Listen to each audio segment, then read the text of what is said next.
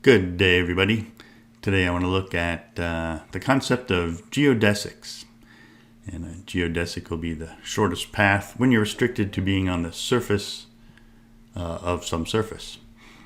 So first, I just have 2 points in 3 space, and obviously the straight line is the shortest distance between them. This curve will not be.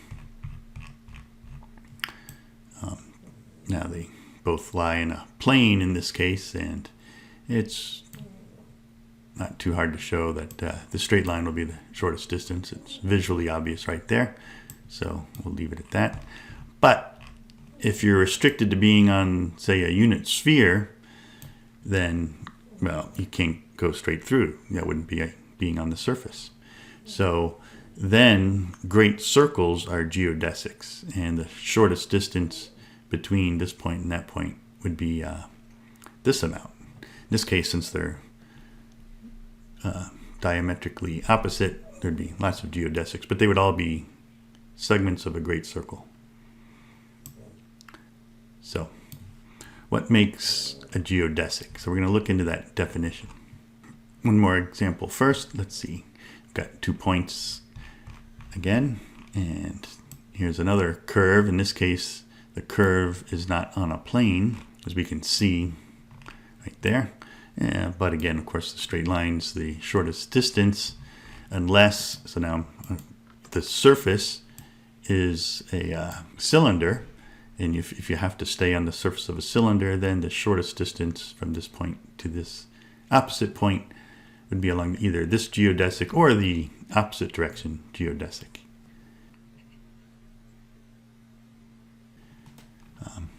If I want to make it unique, then maybe this point right here, if I put it a little sooner, then this is definitely the shortest distance on the surface from this point to that point.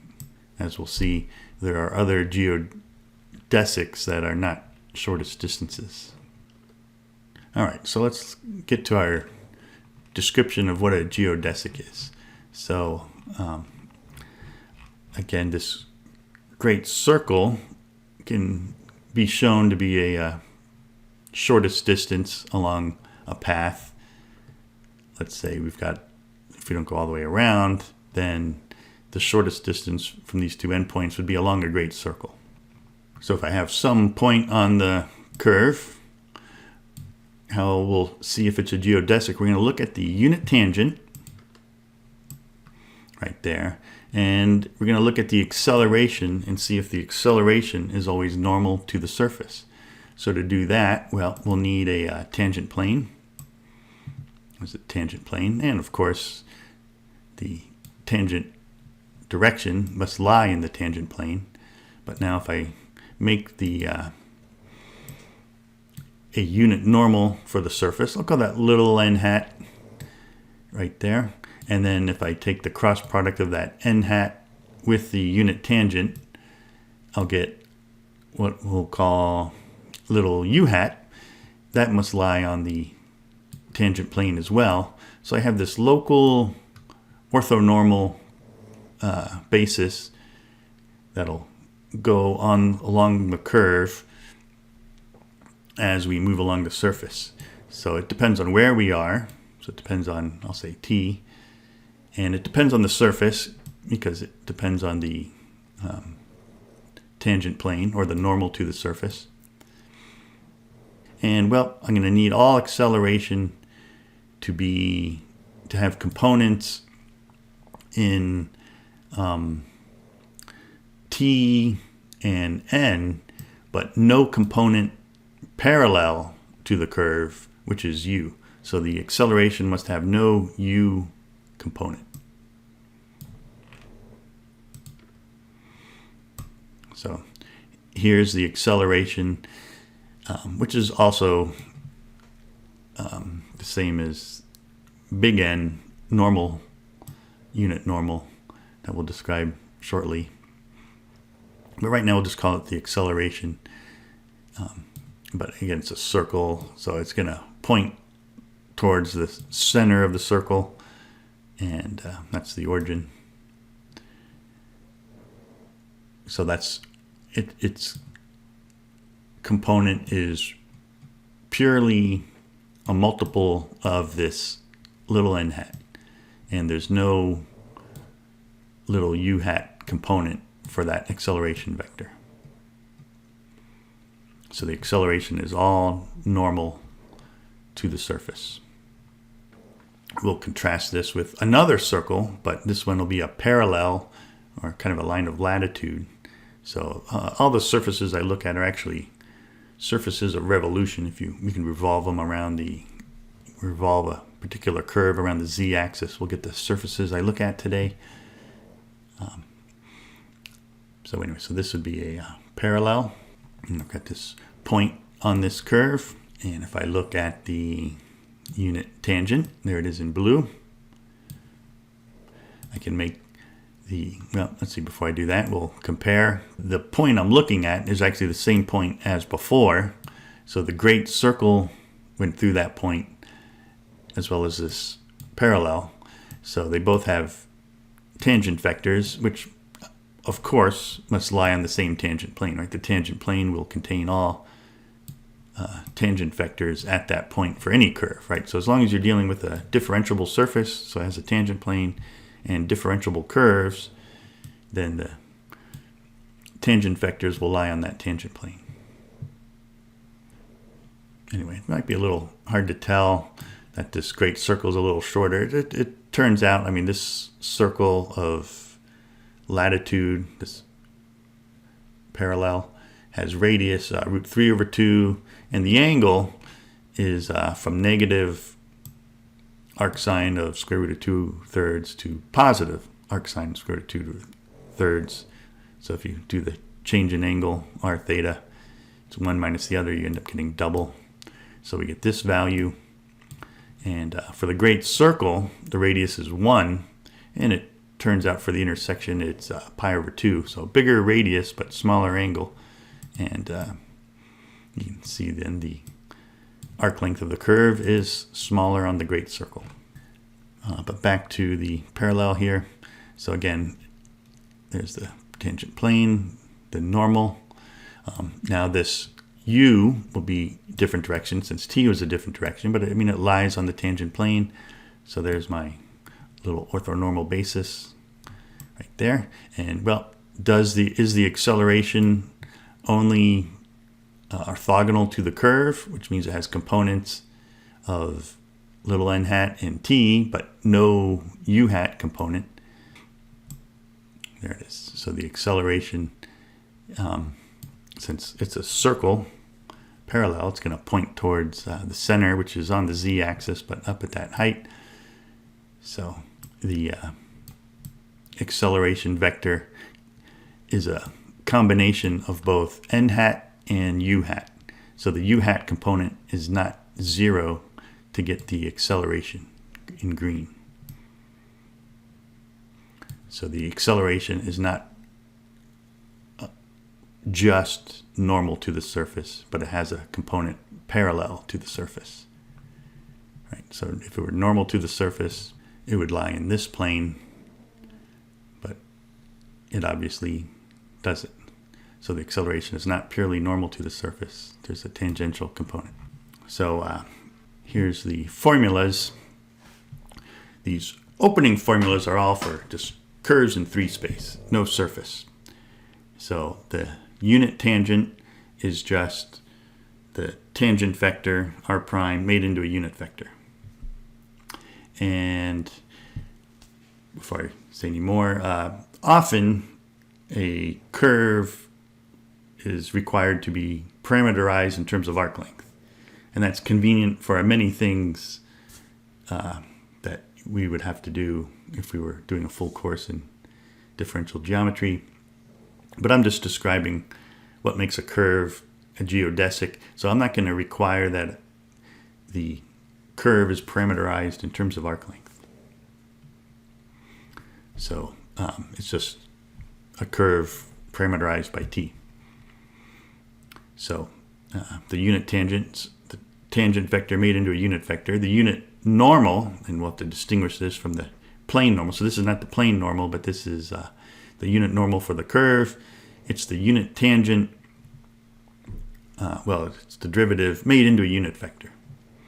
And even if your curve was parameterized in terms of arc length, you'd have to make that into a unit vector.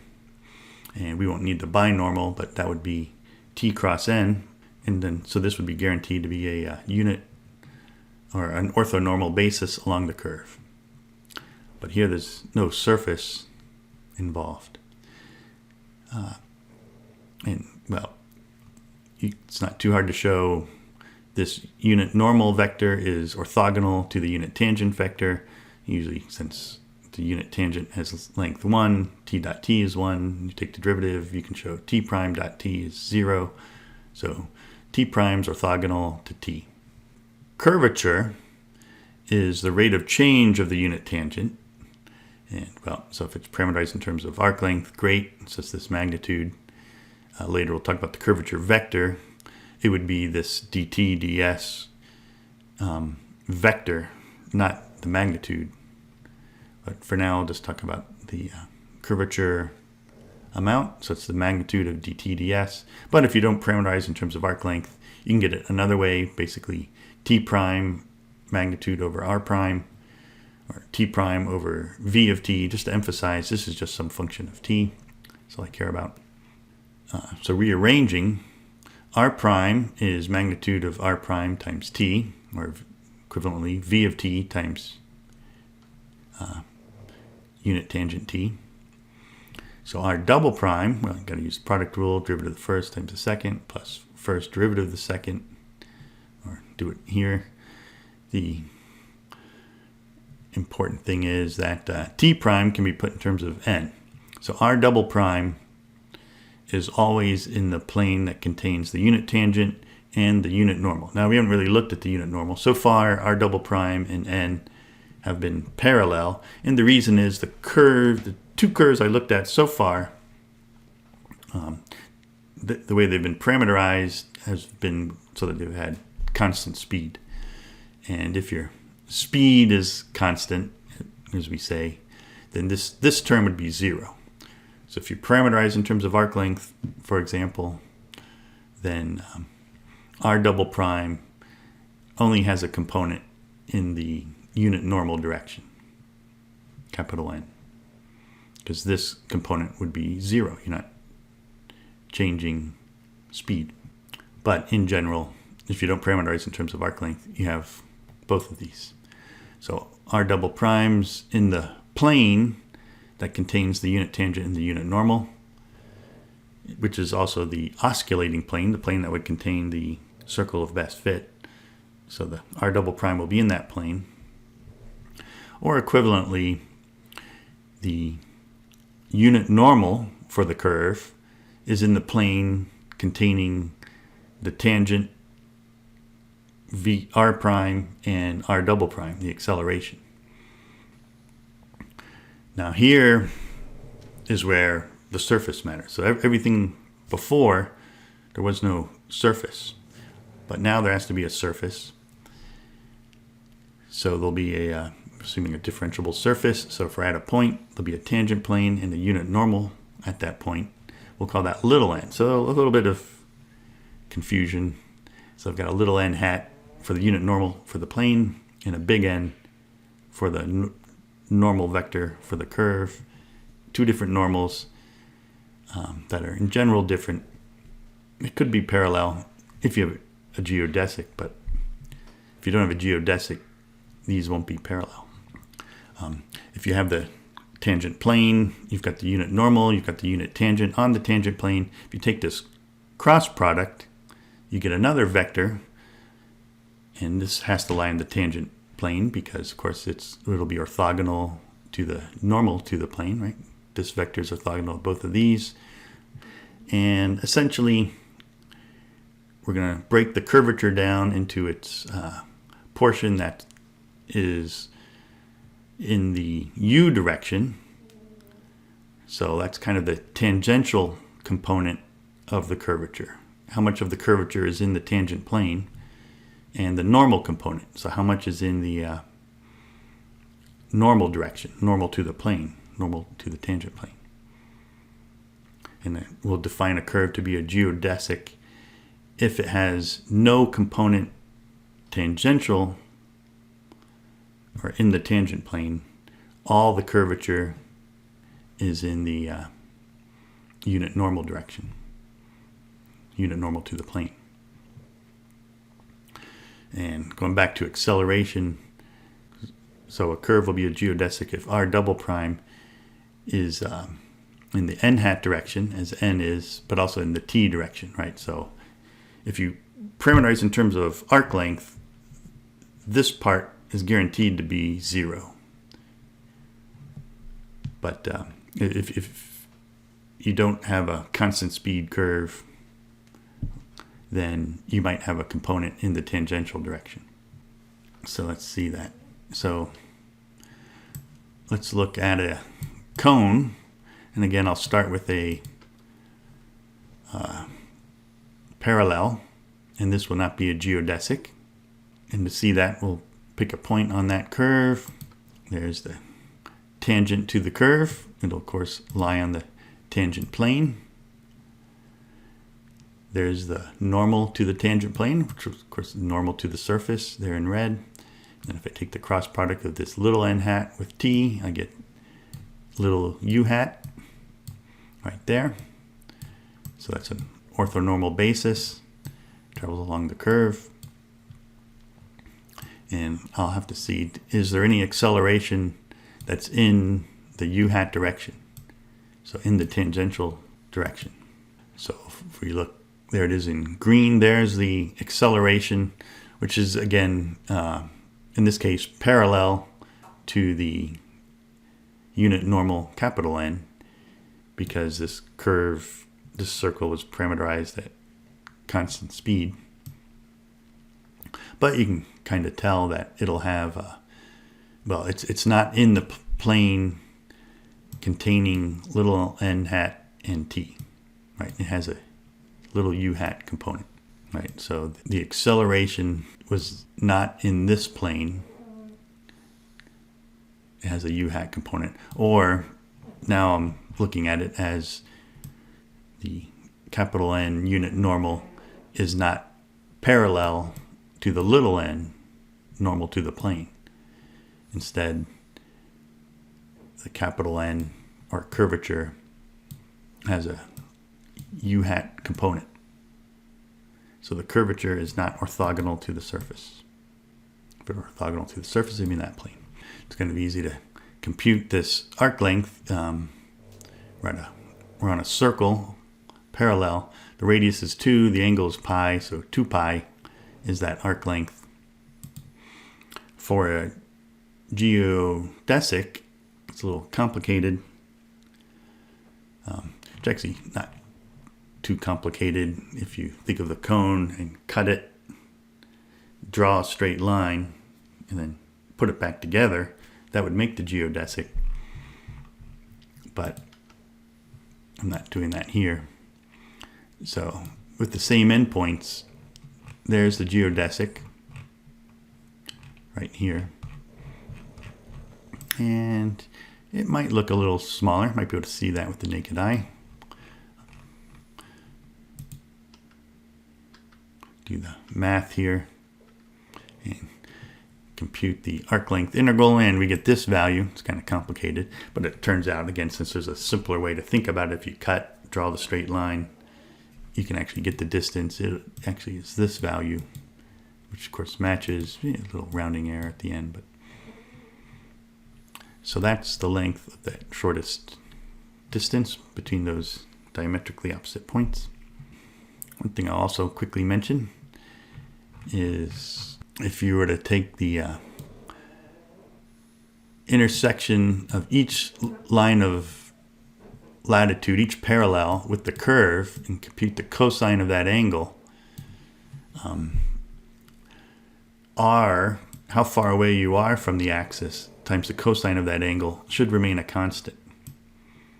And then up here is where I'm closest, and I found that distance, I mean, it's the y value, and of course then the cosine of the angle is 0 right there where you're at your peak. And so it should turn out this angle is roughly, well, with the parallel, so the angle with the horizontal should be about 63 degrees, if I remember right. Let's go back down. Yeah, it's almost 64 degrees. So again, that largest y value times cosine of 0 should equal 2 times cosine of theta. So if you solve for theta, divide, take the arc cosine, it's this in radians or degrees. And as you move along. But anyway, not going to make a big point about that. So here's a nice point on that geodesic. And again, the unit tangent lies on that tangent plane. There's the normal, little n hat for the plane. Little u hat cross product lies on the tangent plane. And now the acceleration will have no u hat component. Notice the curve doesn't lie entirely in the plane, but at least at this instant, the acceleration will. So there it is. So the acceleration, in this case, it's again at parallel to the unit normal capital N. So R double prime and capital N are actually parallel in this case. But the important thing is the acceleration always lies on this plane containing unit normal for the plane n hat and unit tangent for the curve t, and has no component in the tangential u hat direction. So again, there it is, blown up. So the acceleration is purely orthogonal to the surface. That's sort of a special point. So I decided to go a point, right? It's kind of symmetric there. So I decided to do a point with less symmetry, random point here on the curve. Now this is not a unit speed curve, so the acceleration will not be parallel to the unit normal capital N. But there's the unit tangent, there's the normal to the tangent plane at little n hat, there's little u hat, n cross t, of course lies on the tangent plane. And now in black is the acceleration, right? So since we're not going at constant speed, the acceleration, and then in green is the unit normal capital N for the curve. So the unit normal will, since it's a geodesic, be parallel to the normal to the tangent plane. Of course, it's negative. Right? They're in the opposite directions, but I mean they're parallel. But the acceleration is in the plane contained by little n hat and t. So the acceleration is normal to the surface. Because it's not constant speed, it's not only in this n hat direction, it has a t component as well. But there's no acceleration in the tangential u hat direction. That's the key. Or for the capital N, again, if you had a unit speed curve, then your acceleration in capital N would essentially be synonymous. And again, just for comparisons, if we look at another curve, this one's a conic section. So if you do a slice, in this case, of a plane that's orthogonal to the surface, then this will not be a geodesic. Although at this point, it kind of looks like one. So if I look here, so right here, because this curve is entirely in this plane, it might look like the normal does lie in the plane. But as you go to other points on the curve, so here's another point on that curve, and now if I compute the unit tangent, the normal to the tangent plane, the u, and if I look at the acceleration, will it be in that plane? It'll be close, but not quite, so we'll see. So now the acceleration is not in the plane contained by the little n hat unit tangent to the tangent plane. Sorry, unit normal to the tangent plane, and t, the unit tangent of the curve's direction. So the acceleration is not in that plane, or in other words, it has a parallel component in the u hat direction. So the capital N for the curve is there in green. The acceleration's there in black.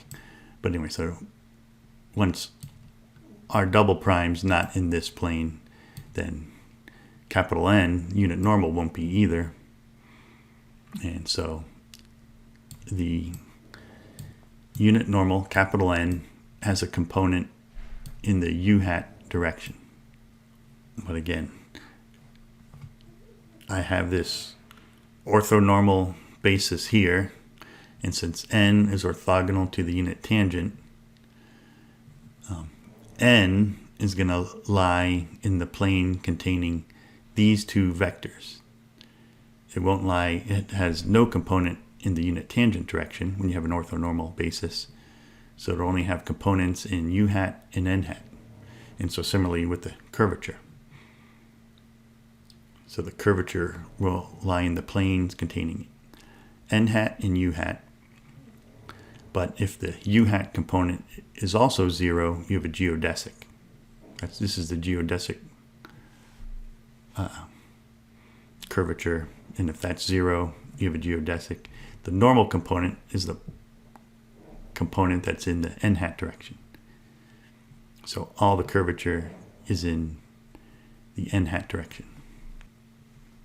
I did spend a little time looking for the plane slice that has the minimum arc length. First, so the geodesic is in black, and if I find the plane that contains these two endpoints, but also this top point on the geodesic, so the plane slice there, it looks like this. So this is the slice through the cone. Now this is not orthogonal to the surface. That was the earlier one. But if you look closely, you can kind of see a little difference between the blue and the black. I mean, they're very close, the plane slice. But the black geodesic is not contained in a plane like the blue curve is. And the arc length differences, well, here's the min that we computed earlier, and here's this arc length for that plane slice. So again, the geodesic has a smaller arc length, the same endpoints. We can do a little better if you don't restrict yourself to going through that point. If I just find among all curved slices, well, I only went to 3 decimals, but so if I pick different y values to intersect at the top, I won't go too much into it. But this was the closest fitting plane slice. So again, I'm getting closer. Probably not worth it, but so now I don't restrict the y value of the curve to go through this top point. So anyway, but there's a difference between the black geodesic and the blue plane slice, but obviously not much. A couple more geodesics. If I look at a circular paraboloid opening down, then what's sometimes called meridians will be geodesic. So I'll just go straight from one point down here, straight to the top, this little vertex. Again, it's hard to parameterize in terms of arc length. In theory, any curve, if you can parameterize the curve, has an arc length parameterization. You just won't be able to solve for it analytically. It's just more of, in theory, there is one. So if I want to write it out in terms of known functions, that may not be doable. And so I didn't do it on this one. You can't do it. But you can, it's still a geodesic, even though it's not parameterized in terms of arc length. Right, so here the easy parameterization is just x equals t, y equals t, z is 4 minus t squared. Puts me on the surface there. And you can't parameterize that in terms of arc length with known functions. So let's pick a point on that curve. There's the unit tangent. There's little n hat, normal to the tangent plane or normal to the surface. Little n hat cross t gives me little u hat. And there's obviously no portion of the acceleration that's in the u hat direction. Make that official though. Right, so there's the plane containing little n hat and t. The acceleration vector, it's actually easy to compute. It was 4 minus t squared, so two derivatives will be negative 2, right? It was t, 4 minus t squared. So two derivatives will be 0, 0, negative 2. That's for the acceleration. So I didn't parameterize this in terms of arc length. So again, if you parameterize it in terms of arc length, then the acceleration would be just parallel opposite to this little n hat. But I can find the unit normal, capital N, and that will be parallel to n hat. I mean, in general, it has a u hat portion too, but if it's a geodesic, it'll have no u hat portion. Okay, so again, that's what makes a geodesic. I just wanted to distinguish. There's reasons why it's convenient to have an arc length parameterization definition, and then the acceleration would then be the same as this capital N unit normal in green, and it would be, you can see it's pure normal, the negative of this little n hat. But since that's hard to do in practice, I kind of prefer to just look at, well, the acceleration is in this plane containing n hat and t, and the important thing is there's no u hat portion of acceleration or unit normal. This would be what I would need to get for an arc length parameterization. If I could solve for t in terms of s with this equation, then I could do it. But anyway, there's my unit tangent, and here's t prime. So if that's t, there's t prime. You can take the dot product, see you get 0. So this would be like n. This would be parallel to capital N. Last example, we go back to the cylinder. A geodesic would be a helix. Could be the other direction. I won't go the other direction. But if we look, the unit tangent, the unit normal, I didn't draw it, but I did draw the acceleration. The acceleration will be orthogonal to the tangent plane. Essentially, you can look pictorially down. The tangent plane is going to be a vertical plane that's like a line tangent to the circle. And so the unit normal will point radially to the center, the z-axis. So if you point towards the z-axis, you'll be a normal to the plane, and that's what I have here. It just points straight to the z-axis, no up or down either. Anyway, so the acceleration is purely in the n hat direction. There's none in the u hat direction, which is there in orange it's supposed to be, I think. Now I mentioned that's the definition of a geodesic. So the shortest path will always be a geodesic. And locally, a geodesic is always the shortest path. But it turns out not globally. So we mentioned in the sphere, great circle is a geodesic. But if you go the exact opposite direction, say you only go 1/4 of the circle. If you go 3/4 of the circle, that'll still be a geodesic. It'll fit that definition. The path is always normal to the surface. And similarly here, a helix is always a geodesic. So here, this is another helix. I go around twice and I end up at the same point. And this will also be a geodesic. If I look at any point, here's a sample point. Tangent n and acceleration. In this case, again, you're going at constant speed. So r double prime and n are parallel. If you go at constant speed, that's guaranteed.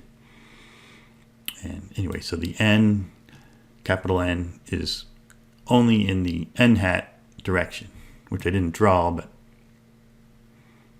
that'll be there.